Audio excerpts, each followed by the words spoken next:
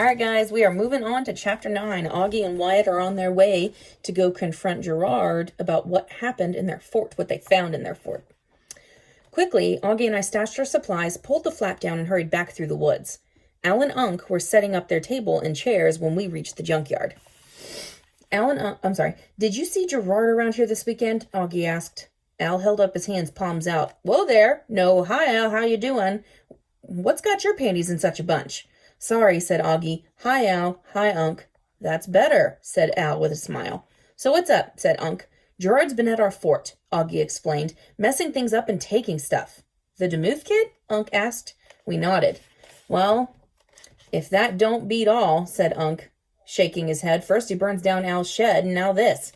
Hey, I'm willing to give him the benefit of the doubt in regards to the shed, you know? I mean, I got no proof that says it was him, and truth be told, I had no use for that dilapidated old heap of boards, but, he declared, a man don't mess with another man's fort. It's just not done.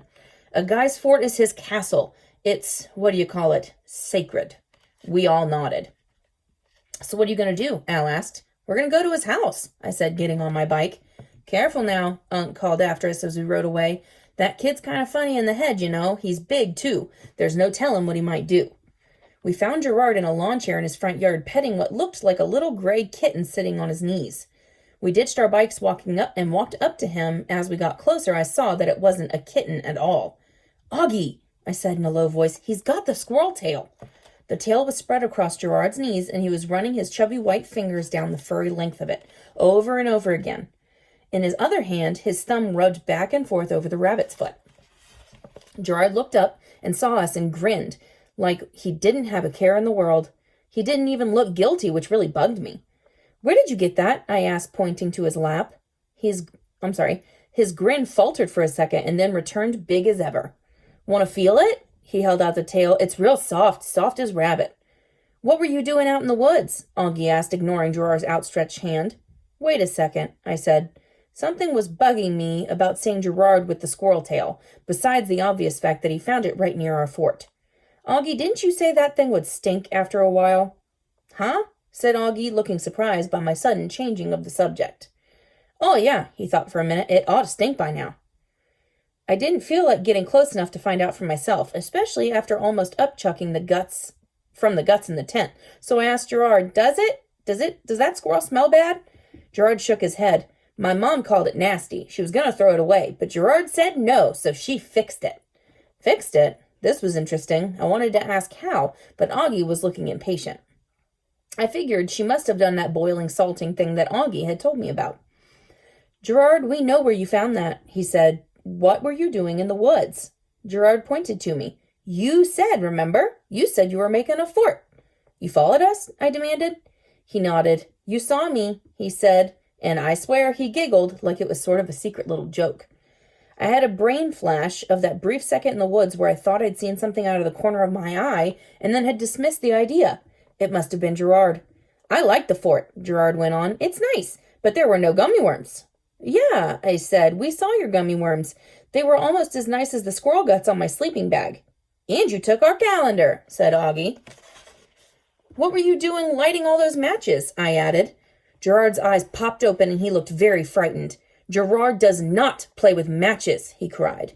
Then why did you? I asked. No, not Gerard, he blubbered, beginning to cry.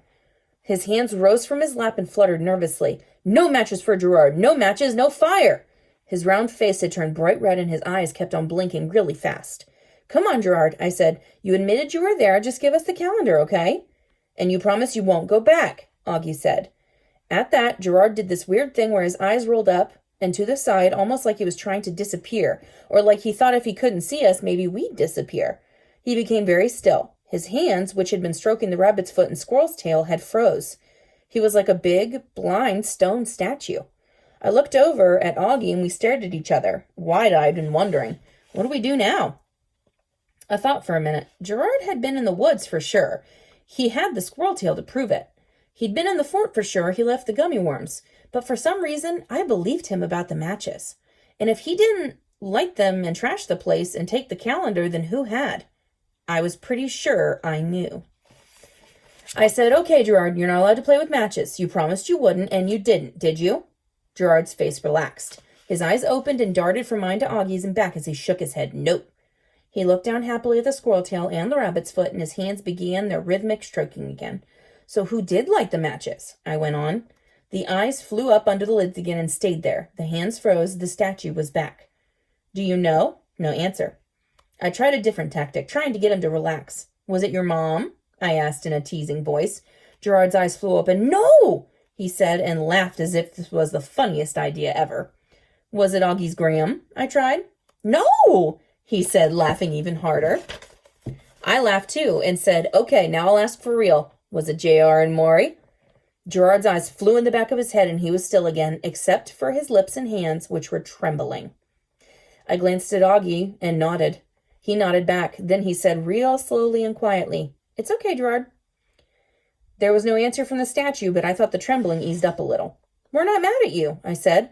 I just wonder how those guys found the fort. Gerard opened his eyes. In a very small voice, he said, They took it and they wouldn't give it back. A little sob escaped from his throat. What did they take? I asked. He looked down at the squirrel tail in his lap and stroked it fiercely. They took your squirrel tail?